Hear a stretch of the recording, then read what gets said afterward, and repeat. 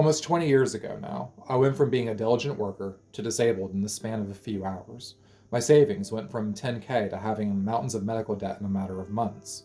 I made some questionable life choices in terms of where I was living and who I was living with because I had no idea what else to do. And that was the state of my life for roughly a year and a half until someone suggested that I file for disability.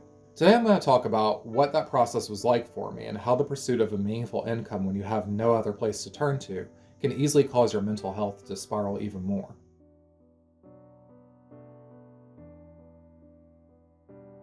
I have to put a disclaimer on this that I'm just talking about my own personal story, which took place almost 2 decades ago. I don't rightly know what the filing for disability landscape looks like today, and I'll be eternally grateful if I never have to find out because my experience was a nightmare.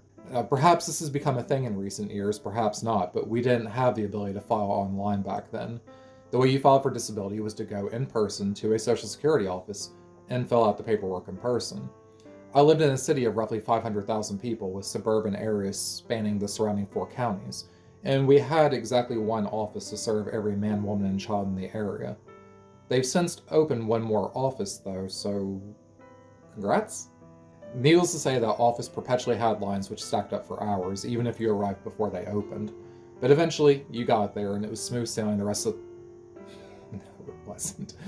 Because there's a whole process to filing for disability, and that process is going to be lengthy and inherently stressful. First and foremost, I didn't know if I would be eligible for disability in the first place, as I only had about 2 years of work experience. See, actual disability is an SSDI is granted based on work credits. You need to have X amount for what age you happen to be in order to get benefits. Cutting to the chase here, I didn't have enough. There's a solution for people like me, though. And this is a solution that most children who are born with a disability are going to be faced with: supplemental security income. SSI is a program which is reserved for disabled people who don't have the required work credits and who meet strict financial criteria. You have limits imposed on you in everything from the amount of money you're allowed to have in your bank account to investments, property ownership, including cars, and it will ultimately do more to keep you from breaking free of the system as your disability itself. Because for every dollar you make, SSI will take one away. And the looming threat is always over your head that if you have even 1 month where you make too much money for any reason, your Medicaid could come to a wallet-crashing end. Moving on, though. At that point in time, roughly 40% of all disability applications were rejected out of hand. Presumably to cut down on fraudulent filings, as the logic is, if you really need disability, you'll appeal or refile. But since it took months for you to get rejected by someone who didn't even read your application in the first place, those are months that you've very probably spent at best living off a family member, or at worst, living on the street. But whether you get moved forward or have to refile, the next step in the process is the same: evaluations.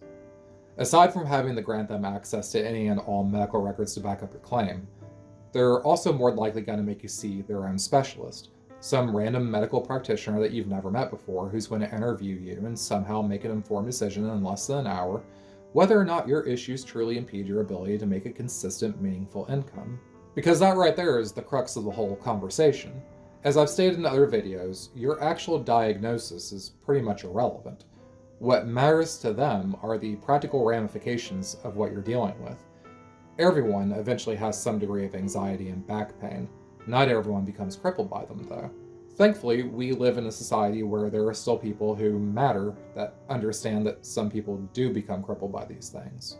The evaluations, and for future reference, re-evaluations, are stressful as hell because you know that this one person has a very large say in whether or not you're going to be recognized as disabled. And the whole thing is rather murky. If you've had, let's say, 10 different medical practitioners, even some of their practitioners over the years, sign off on the fact that your issues are indeed debilitating, how much does this latest practitioner's opinion matter? Does he or she have the ability to say one word and cause you to become homeless? To cause you to lose your health insurance that's potentially paying for medication or equipment related to your chronic health conditions? I've been doing this for almost 20 years, and yet I have no clue. If you've seen some of my other videos, you'd know that panic attacks are a big part of my issues. So I invite you to imagine how this ambiguity impacts people like me every single time I get the letter effectively saying, "You're up for a review." But let's say you make it through the evaluation without having a total mental breakdown. And let's say that somehow magically you know for 100% fact that you're going to get approved. Should be smooth sailing from here, right? Well, after I had my evaluation, about 8 months passed without so much as a letter from them. Naturally, I called up Social Security hotline and tried to figure out what was going on. I was getting rather desperate. At this point, I'd been out of work for quite a while. I was living off the good graces of a National Guard soldier who was on deployment at the time, but he was about to come home and the money would be drying up. I think I've blocked out a lot of how stressful this time was in my life. But here I am on the phone, seeking answers, only for them to tell me that they were doing an internal audit of my case. Effectively, there was nothing wrong with my case, but they randomly selected it as one that they would use to make sure that they were still doing their jobs properly. And, BT dubs, you're gonna be waiting a while longer. How long exactly? Well, they don't know. Peachy. 6 months later, almost 2 years after initially filing, I finally got my approval letter. Payment started the next month, and it was all easy street from there on, right? Nah, son. Because what I didn't know, and no one bothered to tell me when I initially filed, was that if you have a parent who's disabled or retired, and you became disabled before the age of 22, you can draw off their account. I was eventually informed of this and was excessively reluctant. You see, I had a biological father. He was a no-show for 95% of my life, and the 5% that I had interacted with him, it was never a good experience. At that point in my life, I wanted just as much to do with him as he had to do with me. In a word, nothing. But I was informed I didn't really have a choice here. I asked the relevant questions, like can he block me from getting it and will he lose money because of it? And each time I was assured that neither would be the case. 3 different people told me that his benefits wouldn't be impacted. But after I went through this process, I got a very angry phone call from my half-sister saying that this wasn't the case either.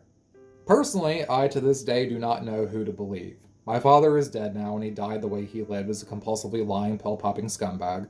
But Social Security itself has also given me a lot of bad information over the years. I'm about to be transferring my account over to my mother since she just retired, and apparently I have to go through the entire process of officially refiling in order just to make this transition. So there might be a follow-up to this video soon enough. What I want to be known right now is that I became disabled at 19. And what this is right here ultimately is a video about what it's like to file for disability.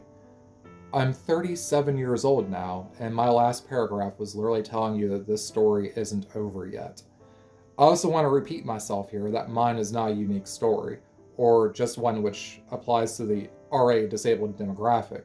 I want you to understand very clearly that if you have a child right now or in the future who is born so bad off that he or she will never be able to work, this is going to be their story as well unless something changes. There are 2 things I can think of right now off the top of my head that I'm not a big fan of. One is the notion that I should just shut the hell up and be grateful for what I get. We live in a democratic society, one which was intended to work for all of the people. We've done a lot of struggling with that concept since day one, and we'll probably continue to struggle with it for a while because that's what democracy is. Reaching a consensus amongst large groups of people is never easy, and it's our right to point out shortcomings in any given system which should be leading to mature conversations about how to improve them. Literally nothing which exists today is the ultimate utopian version of what we could have, and the goal should always be to get as close to that point as we can in any given subject. The other thing I'm not a fan of is the notion that this is just what happens when the government's in control. Again, I have to repeat that we live in a democratic system of governance. Every single one of us has some small say in what goes on. Claiming that government is axiomatically bad is a little more than a declaration that democracy doesn't work. And while I don't think American civics are the highest evolution of the entire concept, the framework has been there since day one to make improvements whenever we feel like they are necessary. And so, I hope you found this video to be informative. I try to release a video once a week on a rare health condition or seldom discussed cultural topic, and I need those like and subscribe clicks to give me the encouragement to keep going with all of this. Until next time.